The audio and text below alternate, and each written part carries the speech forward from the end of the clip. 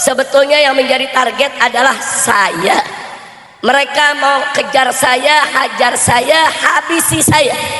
Tantang saja Habib Rizik, ayo kita perang. Kapan? Silakan tentukan tanggalnya, harinya, jamnya, tempatnya. Silakan kapan saja mereka mau bunuh saya, tetapkan waktunya, saudara. Takbir.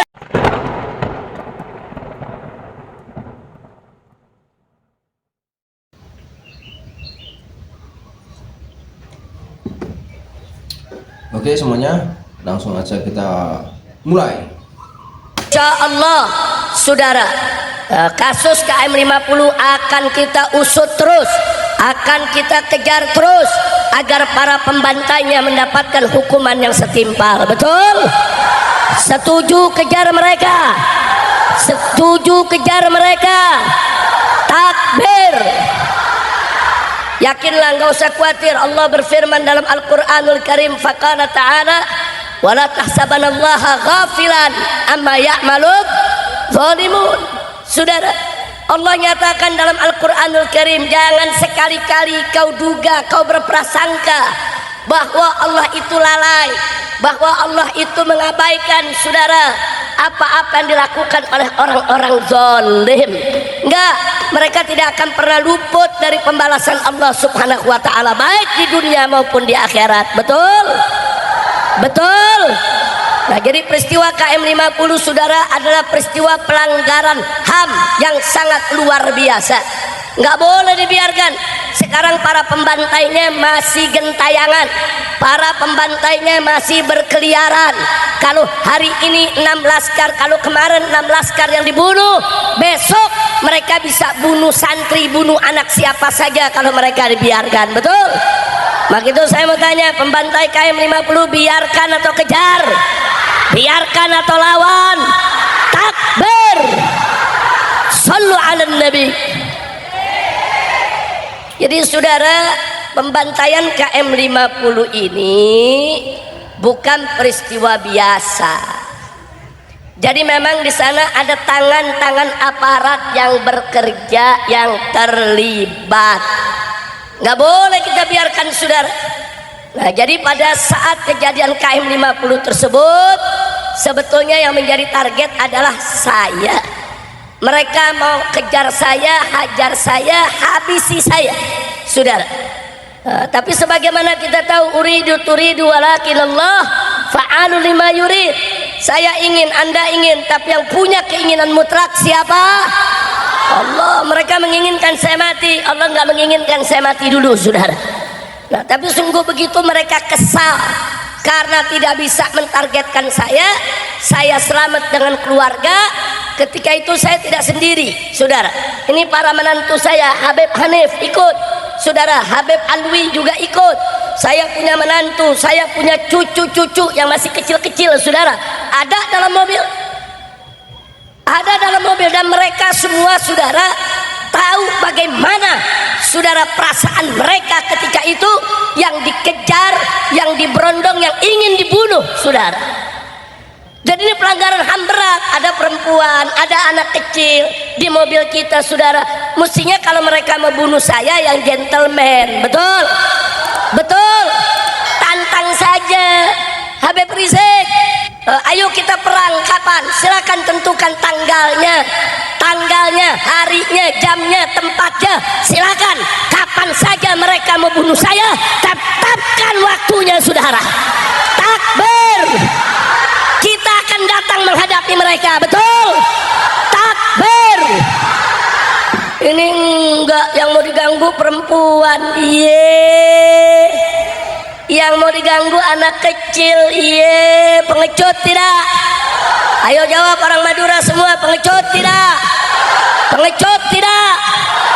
Apalagi orang Madura yang biasa carok, betul? Orang Madura gentleman, betul? Jantan, betul? Mau berkelahi 1 lawan 1, betul? Takbir.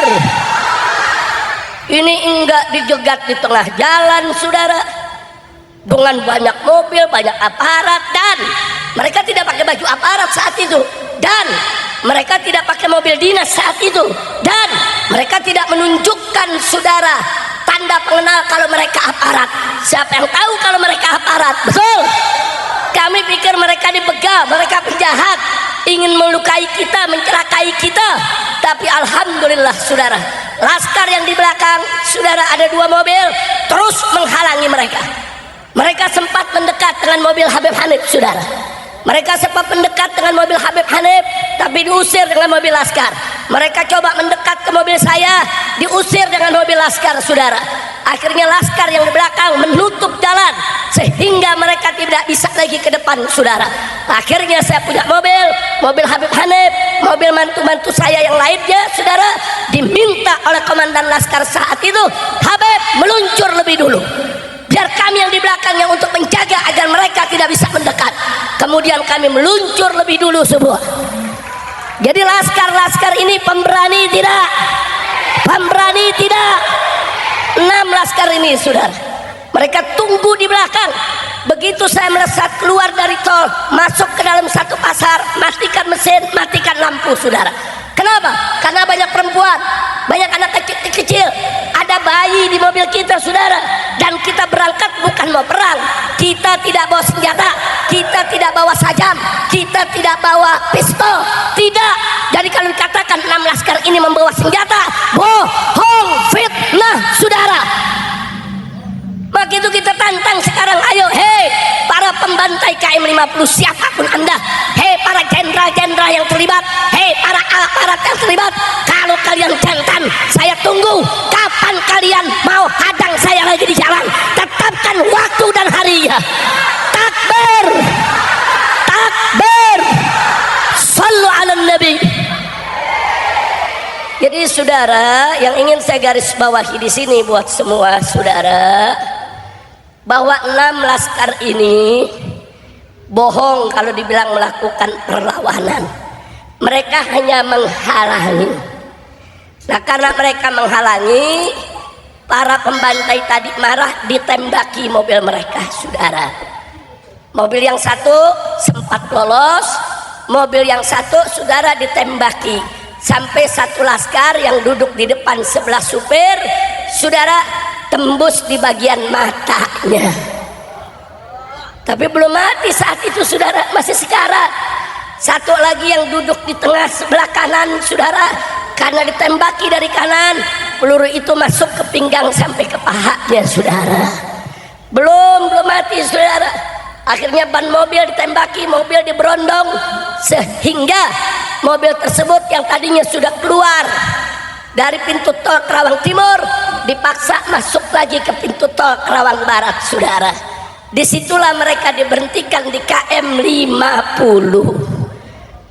Turun di KM 50, mereka masih hidup 6-6-nya. Bohong kalau ada yang bilang mereka sudah mati di situ saudara. Masih hidup 6-6-nya. Yang 4 dalam keadaan sehat, selamat, disuruh tiarap di aspal saudara. Yang 2 sudah tidak bisa berdiri karena sudah banyak darah saudara yang keluar, apalagi yang tertembak matanya. Tapi saksi-saksi hidup, orang-orang yang bekerja di KM 50, pedagang-pedagang warung yang ada di KM 50, petugas-petugas yang ada di KM 50 memberikan kesaksian bahwa 6-6-nya saat di KM 50 masih hidup. Kemudian mereka dibawa saudara, tiba-tiba besok siang diumumkan mereka mati 6-6-nya. Apa alasan polisi saudara? Yang 4 dimasukkan ke mobil tanpa diborgol, melakukan perlawanan, terpaksa ditembak 4-4-nya dalam mobil. Bohong. Kenapa bohong? Saat mereka ada dalam mobil saudara dan mereka dibawa, ada mobil petugas KM 50, mobil kerek, mobil derek yang mengikuti. Nggak ada tanda-tanda di mobil tembakan, nggak ada tanda-tanda mobil di depan pergumulan saudara. Bohong. Kalaupun betul ada yang menarik 4-4-nya saudara yang katanya berkelahi dalam mobil, semua ditembak di jantung saudara, dan semua ditembak di bagian paru, 2 peluru semuanya dapat saudara. Nggak sampai di situ, bahkan di bagian lubang peluru saudara ada kulit terbakar. Kalau ada kulit terbakar artinya apa? Ditembak jarak dekat, saudara, bukan dari jarak jauh. Orang kalau ditembak jarak dekat, ditempelkan ke kulit, pasti kulitnya ikut terbakar, saudara. Jadi ini eksekusi, bukan pergumulan. Itu bukti pertama. Bukti kedua, eksekusi. Yang dua lagi sudah sekarat. Yang satu matanya, saudara, matanya ini sudah kena peluru, saudara, udah nggak bisa ngapa-ngapain, sekarat. Ternyata yang sudah sekarat ditembak juga di jantung, saudara. Apa yang sekarat lagi melawan juga? Mana mungkin orang sekarat melakukan perlawanan? Dusta. Nah, jadi yang dua juga sama, ditembak dekat, saudara, di jantungnya. Dan Ya, oke semuanya. Mungkin di video kali ini cukup di sini dulu saja. Jangan lupa di like, comment, dan subscribe. Dan sampai jumpa di video selanjutnya.